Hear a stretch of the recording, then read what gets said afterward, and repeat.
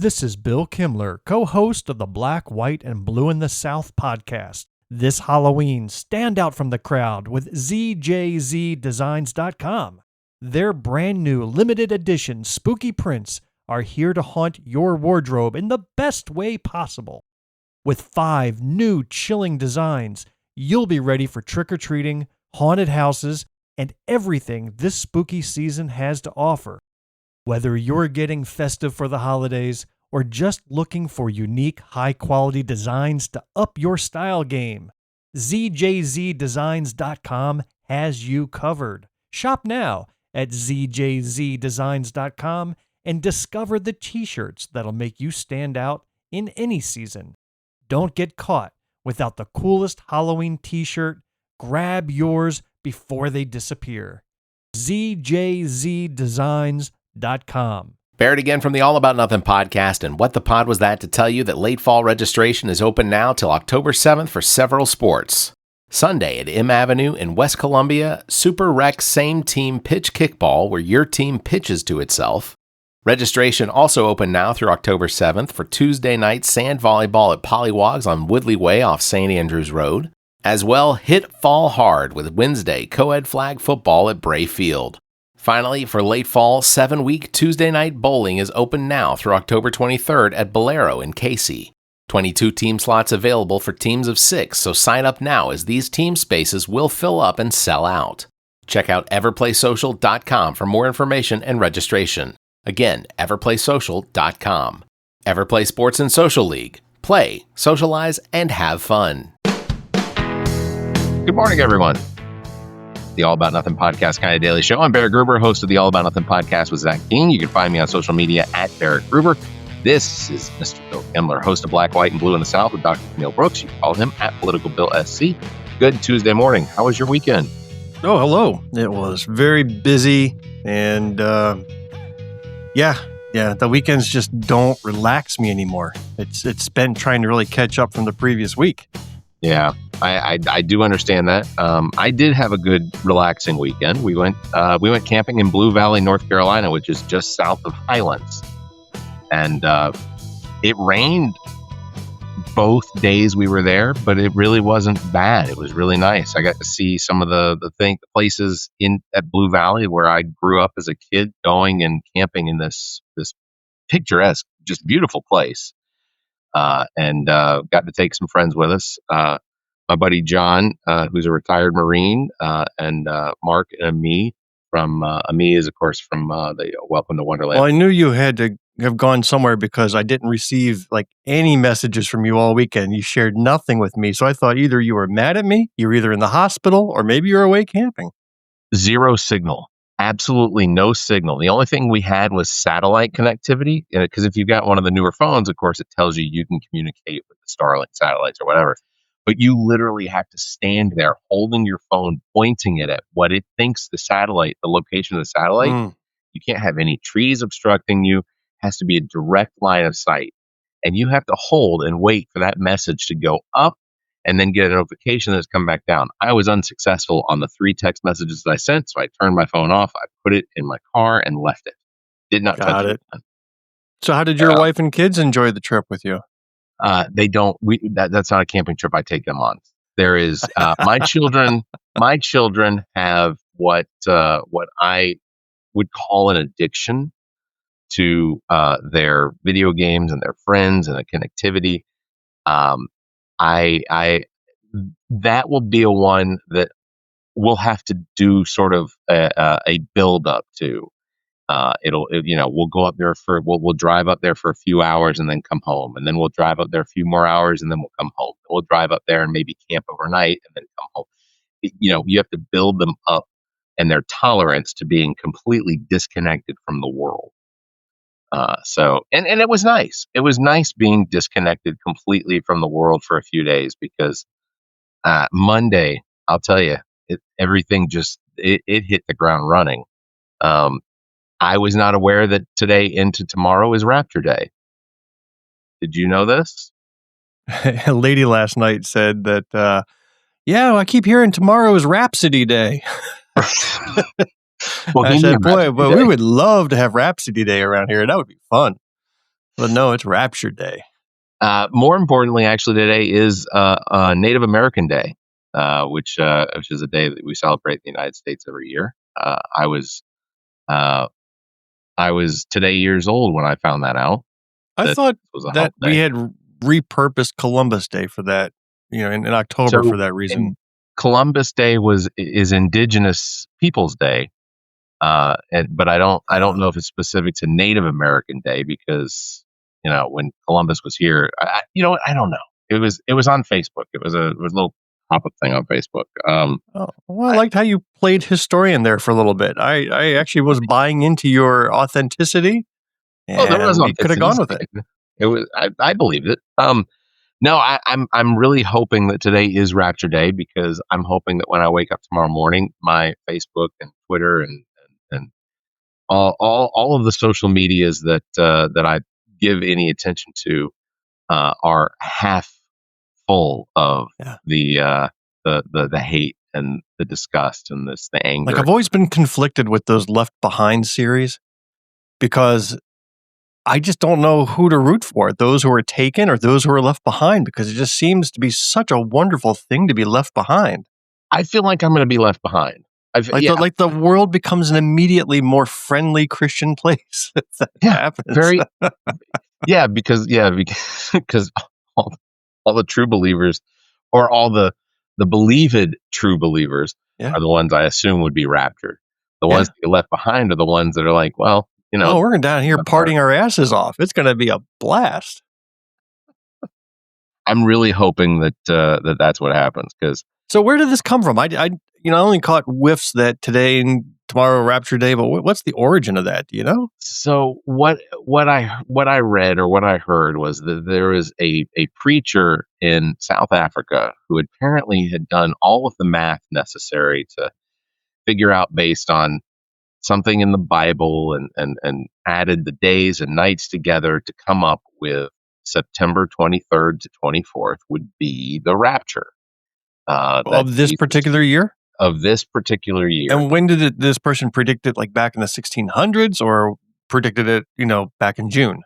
I want to say it was more recently than that. It may have been the last few years or in the last few months. I don't know. It just started popping up on my timeline like as soon as I got back from camping, because we've had these rapture days before where people are preparing themselves for the rapture. How do you prepare yourself for the rapture? I assume when you get raptured, your clothes just fall to the ground. You're not taking any. Just a bunch of naked people flying up into the sky. That's got to be a very disturbing image. Get your phones ready for sure. and I guess once you get raptured, the good news is you never have to worry about Tylenol giving your children autism again, right? My goodness. That was the harshest segue I've ever heard in my life. I am reeling from that. A little whiplash. Just cram that in, man. How about a little foreplay ahead of time before you just jam that topic in? Warm us up. My God, man. I wanna. Did you watch any of it from yesterday? I just saw the viral clips of Trump trying to pronounce acetaminophen, and that's all I needed to see. Here we go. That's what I wanted you to see. I'm gonna.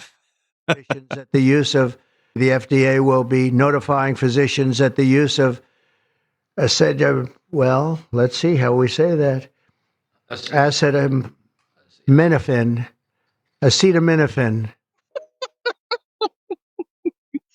like he's never seen or heard the word acetaminophen before.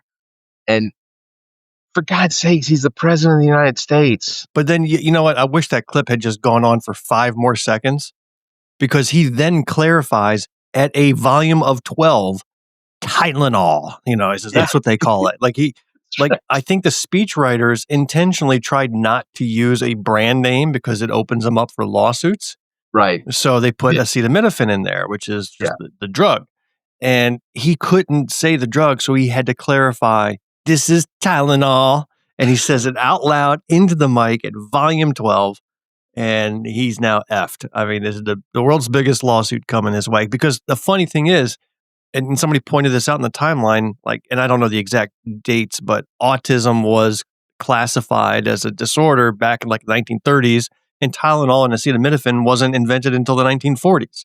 Yeah. So like the link's already broken just from that. Yeah, I have some of that information for you. So, Okay. I researched it. Dr. Leo Kanner at the Johns Hopkins Hospital. He first formally diagnosed 11 children having autism in 1943. Tylenol was released to the public in 1955. Now, acetaminophen had been found to be a medicinal drug that could bring down fevers and inflammation and things like that prior to that, but it had never been marketed in any way, shape, or form. Do you want to know in 1955 who Tylenol was initially marketed for? Children. Originally it came out as a pain and fever reliever to children, labeled Tylenol Elixir for Children. Wow. So what do you think is worse for Tylenol, the brand? The president of the United States coming out and saying that it causes autism, or when that maniac went and spiked the Tylenol capsules, at the drugstores back in the 80s and killed a bunch of people with that? What was worse for Tylenol, do you think? You know what? That's a really good question, because I think for the most part, everyone has believed Tylenol up until this point. They have believed that Tylenol was something that was over the shelf, that was easily accessible. It's not necessarily super expensive. So I think anyone in any cast of our current system could potentially afford Tylenol when necessary. And I know that Tylenol is the go-to for your babies when they have fevers or if they're teething or whatever. Like it's just the natural. That's what doctors say. They'll tell you, give your kids got a temperature, give them Tylenol. It'll bring it down.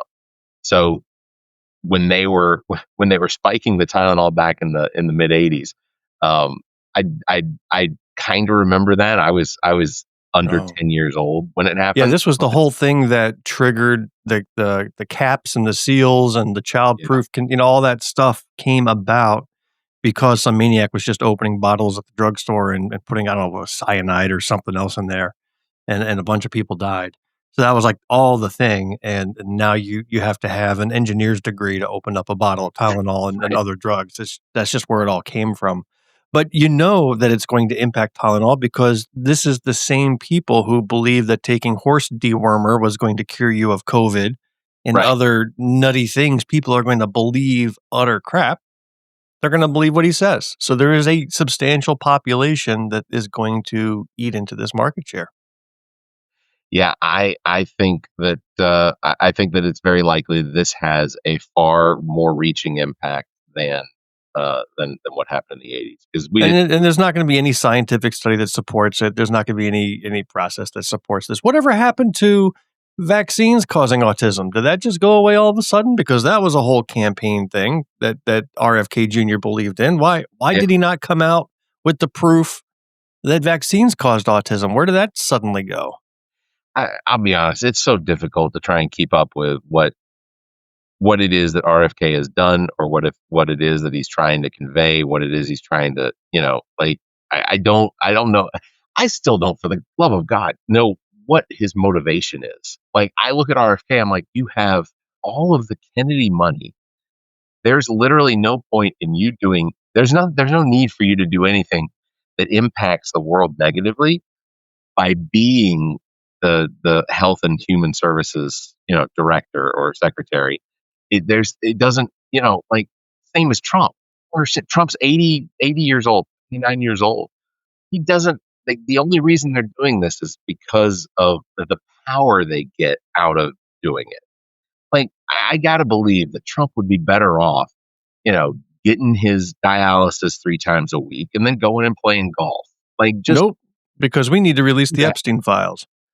That's why he's in office right now. This is the Epstein files. Yeah, where are the Epstein files? I do love the fact that every single distraction that has been attempted has ultimately, it's a wave. This is just distraction, and then when you get to the top of the crest of the wave, it's like the rollover is the Epstein files, and it just continues. Everyone is still asking where the Epstein files are. Did you happen to hear our last episode? I don't know if you had a chance to listen to that yet. No, we no, opened up yeah. with these two hillbillies, Travis and Jonathan, Okay. and they are the best. But one guy made a point. He's like, they were kicked off of TikTok, and then they feel like they were kicked off because they used the P file word, if you know what I mean. Pedo. Oh, sure. Yeah. Yeah, he says, I don't want to use that word. He says, I don't like that word, but it's all that you hear anymore, and everything is about it. It says you used to hear that word on Fox News 24/7, but now you don't hear it anymore. What happened? Says you couldn't get away from it on Fox News. I wonder what happened. I wonder what made Fox News stop saying the P word as much. The I mean, it used to be a grooming 24/7 on Fox News. Now they don't even bring that up. Yeah, there was a strange obsession with the PO file word. Yeah. Yeah. What was I was going to bring up a little bit, and I don't know the magistrate's name out of Charleston, but I was in a text message string with of course the girls from Politically Speaking, and I I don't have any details, but the details that they have, or at least that Emily Mayer has, it sounds like what this guy was doing is tenfold worse than RJ May. It was. I can attest to what I read about him, and wow, this is a guy that needs to be put out of our misery. I am 99.9% against the death penalty, only because the justice system is flawed, and I don't think that one innocent person should be executed, along with 999 guilty. To me, that does not balance out, and that's just the way our justice system is. But in this case, given the evidence that they found, my gosh, it is hard to hold that position. There's just some things that go beyond whatever line you may draw, and this guy has crossed it. Like RJ May, I wouldn't give it to, but this guy, holy cow, there's some depraved shit. Even in this world of Trump, where they are attempting to make that sort of behavior more normal, what this guy did as an elected official, as a magistrate, or he wasn't elected. So let's be clear that he's chosen by the governor or the Senate. So the local delegation, the Republican delegation, appoints him or nominates him with the approval of the governor. So it's usually the senator that submits the nomination, and the governor rubber stamps it. But yeah, truly, he was nominated by the local legislators. I do still get this feeling because he's been arrested, right? He's been indicted, but he is only suspended from his position as magistrate right now. It's almost the same as the RJ May situation, where RJ May was not removed from office. During his entire stint, up until a letter he sent resigning from his post, his entire stint in jail waiting trial, he was still the representative for District 88 here in South Carolina. The worst part is that while he was under investigation from federal officials, he sat in the chamber and voted for 5 months. They sat him. To me, that just boggles the mind. It's like, hey, let's take this judge, and let him continue to hear court cases while his own case works through the system. That is nuts. Yeah. I feel like from the presidency down through the governors and local offices and things like that, I feel like it feels like there's an attempt to make this sort of behavior more normal. And we're hearing more and more about it. And it feels like the impact of what it is that they've done is they're trying to make it feel like it's less. I see comments on Facebook. I saw one person commenting on a thing where RJ May had one of the news stations had put a statement out saying that RJ May was going to defend himself in his court case. And the number of comments in support of RJ May tell me there weren't. From people that live around me, not that I know them, but I know that they must live in the district and supported RJ May. And it's like, I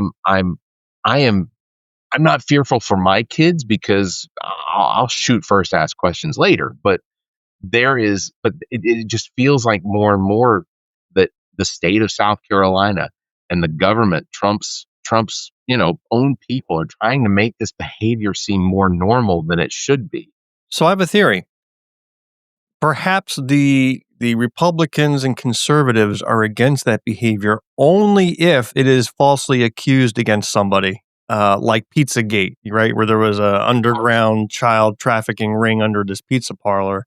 Right. So when it's a fabricated story, they're all against it. But when it really happens, well, we're just going to lay quiet and not be so concerned about real people doing this. Yeah. I'm wondering if that's the case. Trying to find a pattern. It is. It's ultimately it's disgusting that we still have this sort of thing going on. I mean, I am not the type of person to kink shame anybody on anything, but child endangerment is way too far. There's I am just seeing a constant stream of either very outspoken MAGA supporters or elected Republican officials who have been arrested and convicted of these crimes. You saw, in fact, you shared with me, and then I shared right back with you the same story. Justin Eichhorn, Yeah.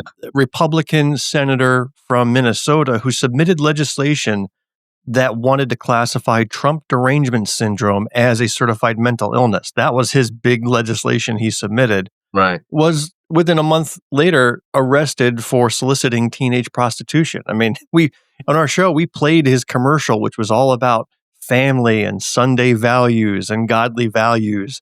And then right after that, Justin Eichhorn has been arrested and charged with soliciting teenage prostitutes. And it's like, of course. And you know what the craziest part about that is that when he submitted the Trump derangement syndrome bill to try and classify that as an actual disease or a syndrome that people might be experiencing, while he was doing that, he knew he was under investigation for the child endangerment material. Like, he knew that was going on. He knew he was probably on the line. So all he did was what made you think that he knew? Like, I got the impression that his arrest came as a surprise to him. RJ May knew he was under investigation. Oh, RJ May knew he was under. I thought you were still talking about Justin Eichhorn. Yeah, because they had been monitoring his phones. But I don't think he knew that he was being monitored when they came and swooped in on him when he submitted that TDS legislation. Then I feel bad for the people of Minnesota for electing someone so stupid and unobservant that they wouldn't know they're being monitored, that they wouldn't know that there is something going on around them that is focused on them. And I think that is amazing that there are people that don't know that they're being observed by the especially this federal government. Like, I mean, I know I'm being observed. In fact, I can see a couple of guys behind your window there that are peeping in, watching you. I mean, we know we're being watched. We're not that clueless. These three silhouettes right here, I don't even know. I can't see myself on your screen anymore. They're watching. Hey, how much you want to bet that at the end of this, Trump is going to pardon RJ May? I have already said I think that the odds are about 75-25 that's what's going to happen. I mean, if you look at the ones that he pardoned on January 6th, did you know the number of them that have been rearrested and several of them under child endangerment reasons? Like, he is letting loose prisoners, bad people throughout the streets who are committing these crimes again. Yeah, I don't know how many there are, but I know that it's enough that the news reports on it. And again, it's a situation where, watch my accounts online. I'll be sharing the list. I've got the list of the January 6ers who have been pardoned, who had then been rearrested and charged with some heinous crimes they committed afterwards. It's horrible. Let's see. At Political Bill SC, check that out. Yeah, it's disturbing. Before we get out, I did want to bring up ABC Disney has announced that Jimmy Kimmel will return to the air tonight. I am pleased with this. All I can say is, Bill, you started a movement of canceling your Hulu or canceling yourself from Disney and all that Disney, the Avengers. You said that was what's going to happen. Our live access has been removed, apparently. Oh, no. apparently we violated our community guidelines again. I don't even know what it is we could have said. We didn't say the P word. I don't know. Whatever. Anyway, moving on. Misinformation again. Misinformation. I'll appeal it. We'll get it back. You know what? If we don't get it back, I don't really care. TikTok is one of those things that I'm really over in the grand scheme of things. But anyway, so Jimmy Kimmel comes back, and I think a lot of that has to do with because on Thursday last week, you said that you were going to sever your relationship with Disney and the Avengers and Star Wars and everything like that. And Bill, I got to tell you, that pressure worked because Disney over the course of the weekend saw a reduction in subscriptions, and the impact it had came to a total of nearly $4 billion in losses. And I think what Disney said was, I worked for a company that was in the food service industry, kind of like a Cisco Foods, US Foods. You see those trucks everywhere. So we grew to be a $4 billion company. We had 13 warehouses throughout the country. We served more Burger Kings nationwide than anybody else. I mean, it was a massive enterprise. And I just look at that and go, that was a $4 billion company. Imagine if that company went away in a week. And I was like, that, to me, that was mind boggling. Like, it brought it home. Yeah. I was like, holy crap. That's huge. But I would hold off on popping the champagne corks and patting ourselves on the back, because until you actually see the show, how much has Jimmy Kimmel been neutered in his statement? Is he going to come out and be changed? Has he agreed not to say the things he used to say? I already saw that Sinclair Broadcasting is still opting to not show or distribute that show anymore. And Sinclair is one of the largest TV networks in the nation. So unless you're watching it streaming, you may not see it on TV. It won't be broadcast over the airwaves or even on their cable channels. So we'll have to see. Yeah, it is. That probably is the only concern that I have is what is the Jimmy Kimmel live show going to be once he does return. But if he returns back in the same form that he was before, if he comes out there and he tells us, this was stupid, this was absurd, and I don't need him to rehash what it was that the Republicans and Trump are claiming he was removed from. I have not seen any response from Trump about Kimmel getting his show back, but I did see the the desperate cries for look at what I did when Trump initially thought that Kimmel had been fired, even though they did say he was suspended indefinitely. They didn't have indefinitely seems like a long time potentially, but they didn't have a timeline. They didn't announce one. I wonder if they just wanted to wait until that whole stupid memorial service went away. Probably. Yeah, they wanted to wait till after that. And at one point, ABC said that they were going to air the Friday night memorial service, or Friday night show specifically during Kimmel's timeline, that was going to, I guess, feed the people that really desperately wanted to have that, that attachment to Charlie Kirk and whatnot. But then, within hours of it starting, they canceled that and they just aired Celebrity Family Feud. So they, ABC, you saw ABC was going down a path of, all right, we complied initially, but we're going to step this back. And they kept stepping it back on several of the decisions. And ultimately, Kimmel returns to the airwaves tonight, and I will be glad to see it, but I also will be more glad when I see exactly what it is.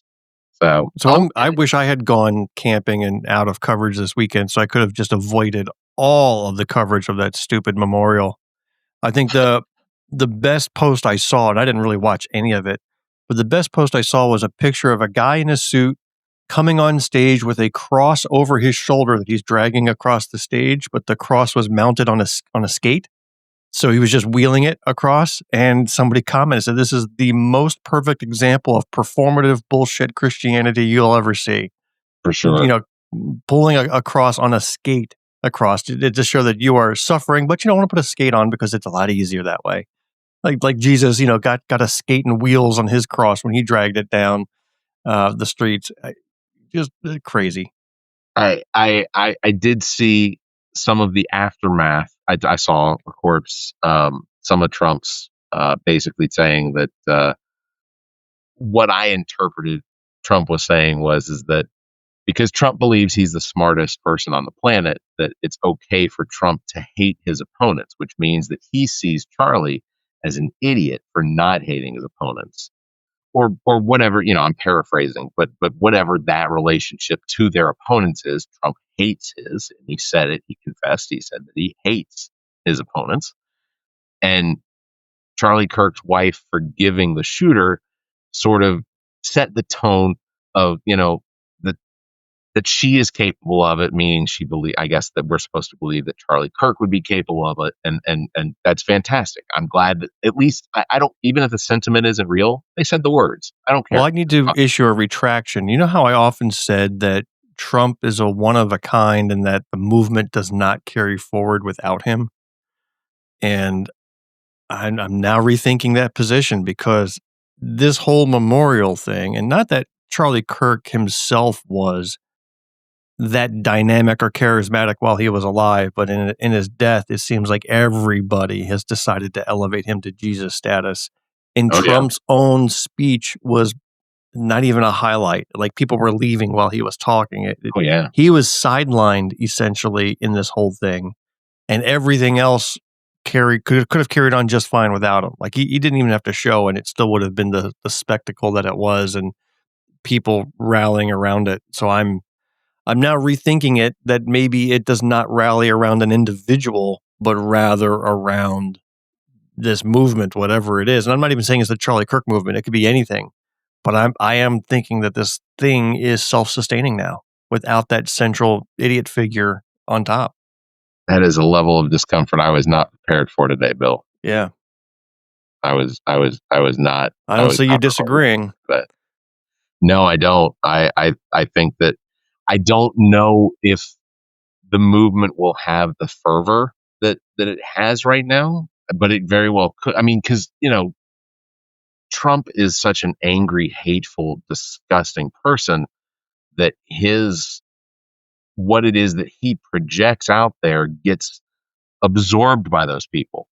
At least with Erica Kirk and even like Ben Shapiro, there is this at least this little bit of sense that they recognize there is some humanity that they can still attach themselves to, where Trump has zero.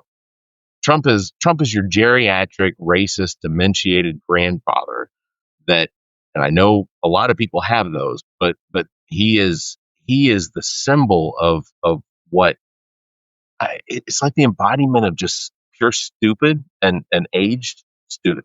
Like, yeah, that's it. Aged stupid is ultimately what Donald Trump is to me. But like, there's so many people that love hearing it and seeing it when he does it, that they absorb it and then they project it back out. I feel like without Trump in that position, that maybe it wouldn't be quite as bad, but I don't know. I don't know. People are weird, and evolution, halted for some people, I think, as well. So I don't know. I guess that's the most appropriate place to wrap up on. Barrett said Donald Trump was stupid. If I am here Friday with you, Bill,